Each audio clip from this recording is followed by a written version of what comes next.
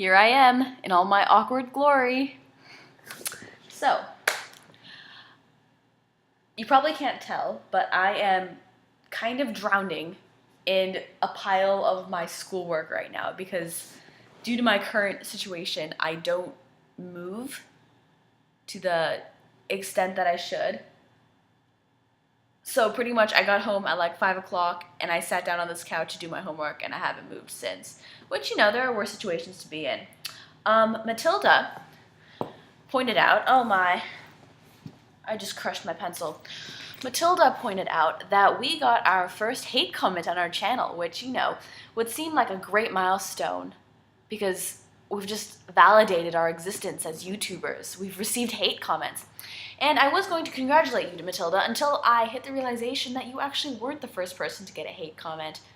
I'm sad to inform you that actually I was the first person to get a hate comment. If you go to my introduction video, it's not quite to the extent that yours is. Like, there is an expletive every other word. I can't remember exactly what it was, but I think I calculated the comment that you got. 5% of the words that were used was the F word. Does that make sense? Like, I think it was like what they said was like 20 words overall, and like out of those 20 words, 5 of them, I can't remember, something like that, was the F word. Mine wasn't as bad, but it was harsh. Yeah. What else happened? I got my permit today.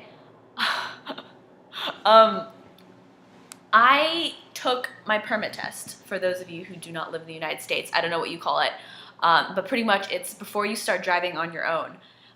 When you're 15 and a half, you can get your permit, which is that you can drive with an adult in the car with you for 6 months. And to get your permit, you have to take an exam, and you have to take like the driver's ed course online and stuff. And the thing is, I didn't actually read the course. I just like clicked next, next, next to go through the entire process. And so I didn't study at all, and I took the first permit test, and I missed it by 1. So you have to get -8 or less to pass, and I got -9, which was very disappointing, if I must say so.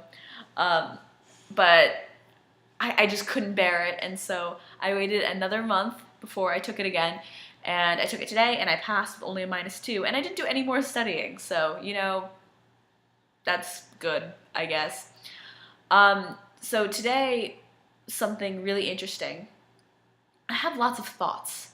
That's not the thing that was interesting. I'm just like, my mind is racing. Like, I don't ever script my videos. I haven't scripted videos since like last January, but this is the first time I've ever sat down and just like, this is stream of consciousness right now. Me and you, feel connection. What? Okay.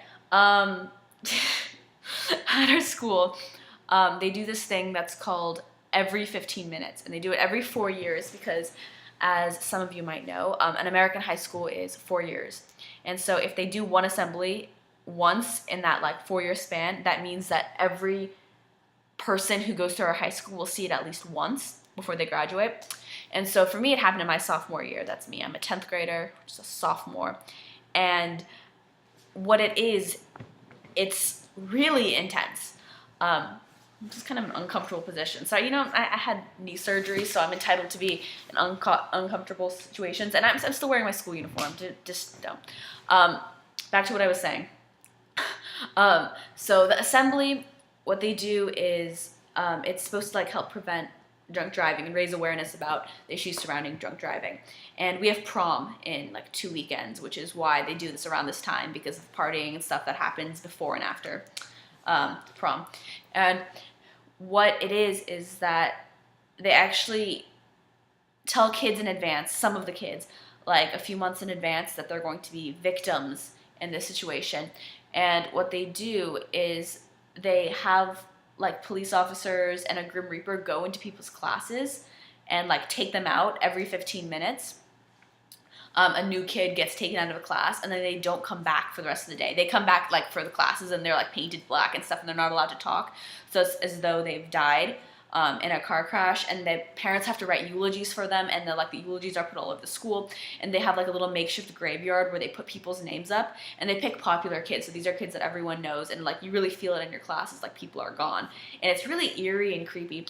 But the weirdest part is that there's like an assembly portion, and what they do is they have everyone go outside into our school parking lot, and I can't even explain what they do. Pretty much, they buy identical cars.